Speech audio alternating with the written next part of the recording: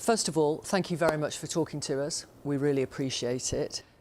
Can I ask you about what Virginia Giuffre says happened the first time she says she was forced to have sex with Prince Andrew, which was March 2001 in London?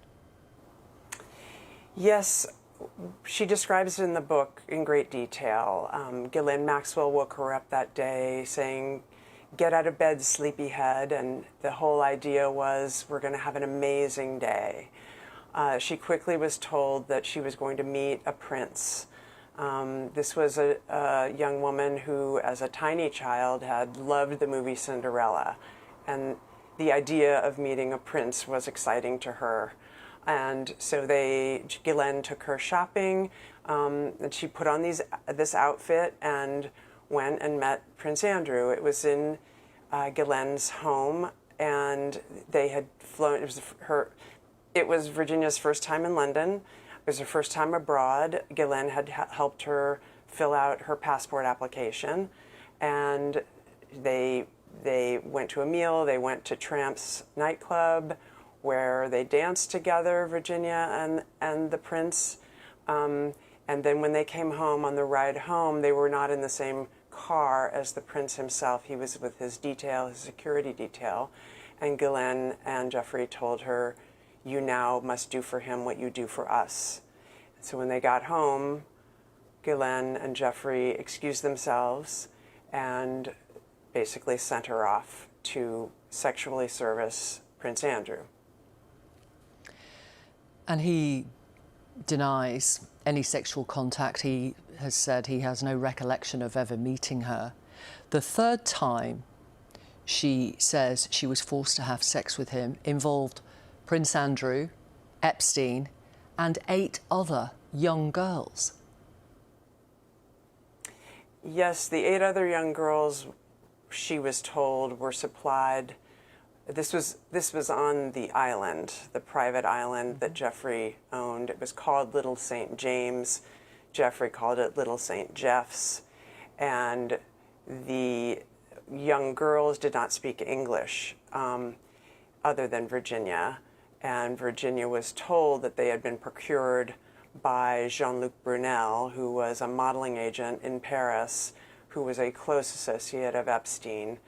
And he had flown these young women in. There was some joking about how these are the easiest females to deal with, the ones who can't speak English. And yes, Virginia was a part of that orgy. According to the book, Epstein had become fascinated by sadomasochism, and this was to cause great physical pain to Virginia Giuffre, wasn't it? Yes, it was horrible. She was basically hogtied. She was made to crawl across the floor, etc. And again, you know, I think what this book does is it catalogs some of those most painful and awful experiences that she had, but it also attempts to show Virginia as a woman in full. You know, she had some very, very terrible abusive experiences in her young life, and then she escaped, and she became a mom, and then once she had her 3rd child, a daughter, she realized, I'm now the mother of a female child. I'm realizing I'm sending her out into the world where she could experience anything like I had. And so I need to do something. And at that point, she decides, I'm going to come forward publicly and try to hold my abusers to account. You know, this isn't just about Prince Andrew. There's more than a dozen, if not dozens, of men out there who Virginia knew Epstein and Maxwell together had trafficked Virginia to. Yeah. So it's not just about Prince Andrew. Absolutely. And there is one, I mean, all the accounts are distressing, but there is one particularly distressing testimony where she says a former minister, she describes him as a former minister, she says, raped her on Epstein's island and choked her till she lost consciousness. Why hasn't Virginia Giuffre named all of these men in the book that she accuses of abusing her? Well, she's pretty clear about this in the last section of the book. You know, any person who has been abused, forced to have sex against their will with someone they don't want to have sex with, makes this choice.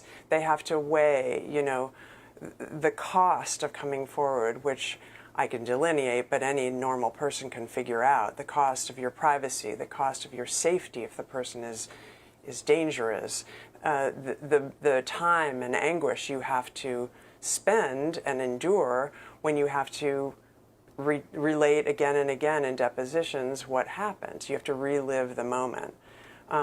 She's weighing that against what her core goal was, which is to make the world a better place and to hold these people to account and to, in some ways, comment by doing that on the fact that it's not right that people who have money and power get to mistreat people who don't. That's not okay. In the case of the former minister she mentioned, she was afraid of him. She was afraid he would hurt her or kill her. There were other men who had threatened her in more genteel ways, basically saying, take our names out of your mouth, or we will keep you in court for the rest of your days. And it's important to let our audience know that you know the names of these people because you did the fact-checking, as you were explaining earlier. Donald Trump is mentioned in this book, and Virginia Giuffre is complimentary about him. Yes, well, you know, she'd met him at Mar-a-Lago. Mar-a-Lago is the spa and hotel and club that he owns in Florida, and Virginia was working there as a towel girl making $9 an hour in the spa when Ghislaine Maxwell strolled in and procured her, sort of deceived her into coming to Jeffrey Epstein's house. And so we can talk about that if you want to, but she had met Trump, and he was kind to her in those early days when she was 15 and 16, I believe. She may have met him even when she was younger because her father worked there. And then right before we closed the book in October, I was in Australia with her, and the presidential election was about to happen, and he was running yet again for president. And he had campaigned on the plank, in part, that he was going to release the Epstein files. How could the information, the names in the files, help survivors of Epstein and Maxwell? Well, for one thing, it could stop putting the impetus on the survivors, on Virginia's book, on me, to name the names. Why should the survivors who have bravely come forward and named the names to law enforcement have to keep on pushing it? Law enforcement should take over. On Friday, Prince Andrew was forced to announce he was voluntarily giving up his Duke of York title and some other titles. He still retains them officially, he just won't be using them. What do you think of that? I can speak for Virginia. I know that she would view it as a victory, that he was forced, by whatever means, to voluntarily give them up. For many, maybe particularly in the United States, but maybe even in the UK, it's a symbolic gesture, but it's an important one. It's made history, modern history, in terms of the royal era. I mean, I've never heard of such a thing happening. And it also just a step in the right direction. You know, Virginia wanted all the men who she'd been trafficked to against her will to be held to account. And this is just one of the men, but he is being forced to, even though he continues to deny it, his life is being eroded because of his past behavior, as it should be. You know, the other thing about Prince Andrew that always kind of lingers in my mind is that there was a period where he indicated that he was willing to help investigators in the United States as they tried to do their due diligence. But he was never available for some reason to do that. He said he would, but he never did. And that's something he could still do. He could say, as he has repeatedly, I still deny that I was involved. Even though I settled with her when she sued me, I still deny that I did anything wrong. However, I was in these houses, and I was on that island, and I was on the jet, and I saw things, and I know how much these women have suffered, and I would like to share what I saw. Remember, these jets, they weren't just private. They had been remodeled in order to afford many bedrooms. They were designed as flying trafficking agents. They were there to use girls in. And Prince Andrew was on at least one of those jets that I know of, if not more. He saw things, and he could come forward about those things. And he should do that now, do you believe? Well, he has to take sort of the measure of his own moral compass. He's said in his settlement with Virginia that he now acknowledges the pain that these women and young girls had suffered. If you really acknowledge that, if you really feel it, do something about it.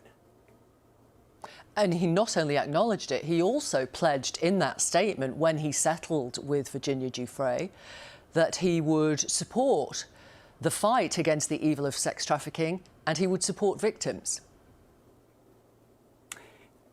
Exactly. Have you seen anything he's done that has done that? I haven't. The book details the sexual abuse Virginia says Ghislaine Maxwell subjected her and others to. And some think that Maxwell's role was only about procuring girls for Epstein and his friends. It has mystified me, even after she's been convicted of hurting girls and women, that somehow the narrative has shifted, that she was like some sort of receptionist who just kept track of who was going to come in when and service Jeffrey Epstein. That is completely and patently false. And so any suggestion, and there are suggestions of this, that she should be pardoned, what do you make of that? Well, she should absolutely not be pardoned. It's patently ridiculous. This is a person who is convicted, first of all, in a court of law. This is a woman who used to park herself outside of private schools in New York City to try to intercept young girls coming out of high school. So she was a master procurer. Virginia Giuffre took her own life earlier this year. She wanted this book to be published. How do you reflect, Amy, on the fact that she is not here now? So I'm sad, and I'm honored to be able to speak at least a little bit in her behalf, to stand up for her. She deserved that. You know, she did that. She wrote this book for all of us. She wrote this book to try to help other people, to make the world a better place. And she deserves all credit for whatever role she played in forcing Prince Andrew to relinquish a few more of his titles. But she deserves all credit, even more than that, for being brave enough to stand up, to say, this isn't right. She was a galvanizer. She was a hero. And there's too much carping out there still about how, well, I don't know, maybe she shouldn't be believed, or, well, if it was all so hard for these girls, why didn't they just leave? And the answer to that last question is, when you grow up in a world where what you've learned from your own personal experience is that grown men rape young children and they get away with it, you don't necessarily think when you walk out the door of Epstein's mansion in Manhattan and flee that it's going to be any better out there For Virginia, it had not been. Amy Wallace, thank you very much for talking to Newsnight this evening. We really, really appreciate your time. Thank you. Of course, of course.